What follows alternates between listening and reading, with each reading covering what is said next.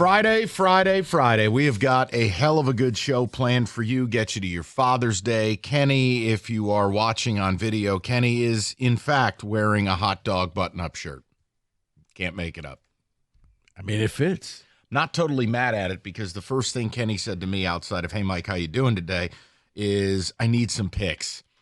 I've created a bit of a problem here as Kenny now. I walked in and it wasn't the NHL Network and Kevin Weeks in an ill-fitting puff vest. It was America's Day at the races. And Kenny goes, and I can get us Churchill too if you need it. And I'm like, who are you, hot dog man? This is the drug dealer complaining that the guy that he's dealing drugs to does too much drugs. Kenny, we gave you a hit. I didn't know it was going to be a lifestyle. You're all of a sudden addicted, huh? Imagine how that works. I walked out the door last week to the Belmont Stakes, and Kenny had a nice score. I gave him a little exacted delight that paid 22 to 1 on his money, and he was excited. Right, you're shocked. Would you give him low-calorie crack? Like, seriously. Meth plus.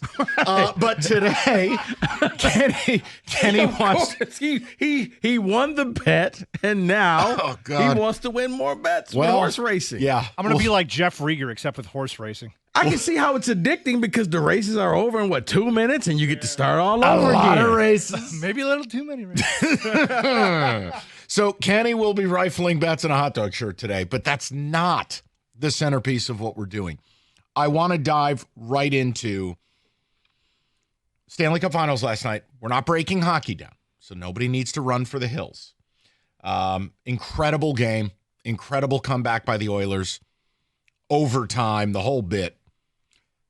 But there's a player for the Edmonton Oilers. There's a player who people here you are familiar with, and you didn't just get rid of him, salary dump or here, take this player and we'll take a minor league guy. No. You took the player and you attached a second-round draft pick to him and traded him away. Year later, said player was traded for a first-round pick. Walman. The name Walman. It's like Heisenberg if you're a Breaking Bad fan. Walman. Kenny, it's driving him to madness because Walman's playing really well. Oh, but he was a bad guy. Okay, well, he's clearly not so bad that the team tied at 2 in the Stanley Cup Finals can't handle him. But he's playing really well, and the networks are talking him up. And as I'm watching, I do think of Kenny, but then the unthinkable happened. Kenny, out of nowhere, texted me.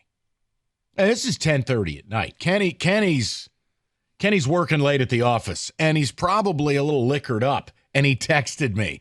And it was a Walman rant, and I respect it. I thought he was betting horses in Japan. Mike, I need a pick at Shot 10. No. Now listen, Kenny, I need you to step to the main stage because you've got to look in Rico's eyes and make him understand the fury that I felt. But this Walman thing is driving you to madness. It's the whole scope of the situation. It's not just Jake Walman's a good player. It's not just we traded him away. It's the fact that, A, you paid to do it. You paid to trade this guy away. You gave draft capital, attached it to him, and sent him on out the door. And then a team says, no, he's worth a first-round pick. And that would have been fine enough if he would have stunk there and we would have been like, oh, well, that was a dumb decision by Edmonton to do that. Why would they do something like that? No. He's on their team and he's scoring in the Stanley Cup freaking Finals, dude. That's ridiculous. It's an absolute mismanagement of assets by Steve Yzerman. That's what I'm upset about most. But then he goes on national TV last night and scores right in my face. I'm like, what are we doing here? So we're not going to make this a Walman rage fest, but I want to know what player got away from your team where it was your Walman. Yeah. What's your Walman? See, I see where Kenny is coming from because they made it seem as if this guy was complete garbage, and he wasn't. And it's almost like you just need the wings to do it, to admit, we're sorry. We screwed this thing up. No? Would that help you any? Well, I mean, we got the answer to that. It was no and no. You know what? But you're right. We also know reality. We know that there were You want to call it attitude concerns or character concerns, or he didn't, quote, fit the room. Even a hockey neophyte as myself knows that. So they don't need to expand upon it. The point is, how bad of a guy can he be? And second of all, you had to attach a box of candy to him to get rid of him. Right. A year later, people are like, oh, no. Keep the candy. We'll pay you. Right. So here's the question. Right at the time, he was the old couch. No, I'll drop it off at your house for you. You don't even have to come here. Yes. Charlie Murphy's couch. So look, what's your Walman? Now, it could be a player that you desperately wanted on draft night and your team passed and he was the next pick. More on that from Rico. It can be a trade that happened. It could be a guy you didn't re-sign. It is just, what is the player, the one that got away? Like, what is the player who is your Walman? Because Kenny is truly, there's no hyperbole. It's not for radio, unlike a hot dog button-up. Kenny's legitimately upset. I would think many Wings fans are.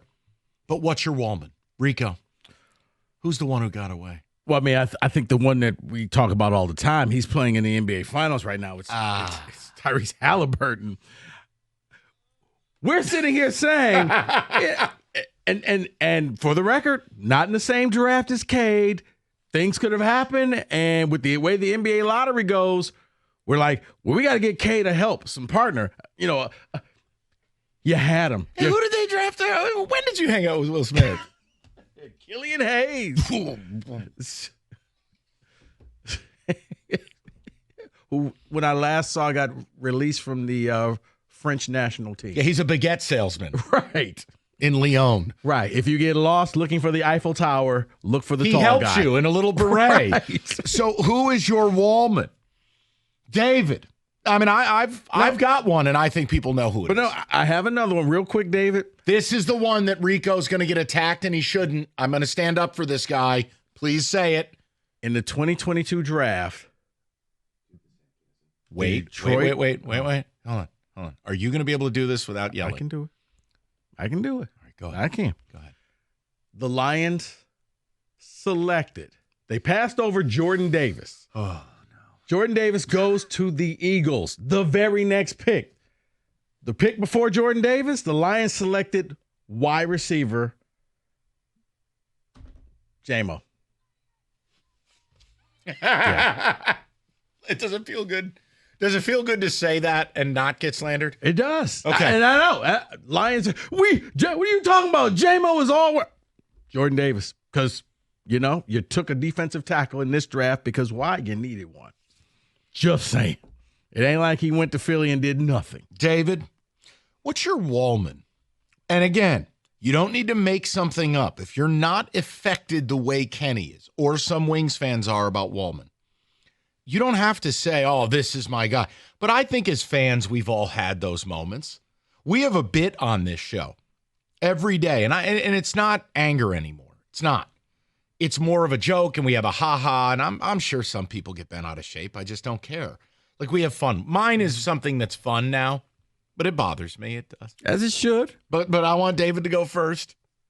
David, do you have what's your Walman? Who's the one who got away? This was my guy going into the 2015 NBA draft. I love this guy in this draft, and to this day, it pains me when I see everything he's doing when he's in Paris, helping the United States win a gold medal, and when he's in the NBA Finals, and yes, they lost it, but he was still in the NBA Finals. Oh, and no. I just hope is this the guy who wears the tiger hat even though he doesn't play here? And would this be the guy who swears he wanted to go to Michigan State, but when he had a chance to go to Michigan State, he didn't go to Michigan State, and instead chose to play for that scumbag Calipari in Kentucky? Yeah. Would it be that guy? Does his last name rhyme with Hooker? It would be that guy because back in those days, I was still doing double duty and working for the Wojo Show. And Wojo Damas predicted that we were going to draft Devin Booker.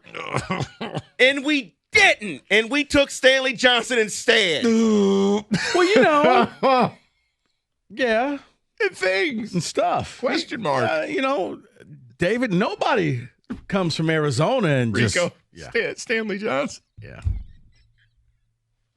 They took the one guy who couldn't shoot. That is painful. His jump shot took longer than it takes Kenny to get a sentence out. This is everyone knows mine. Do I really need to say it? I'll let the ticket Wyatt Langford. All right, we're good.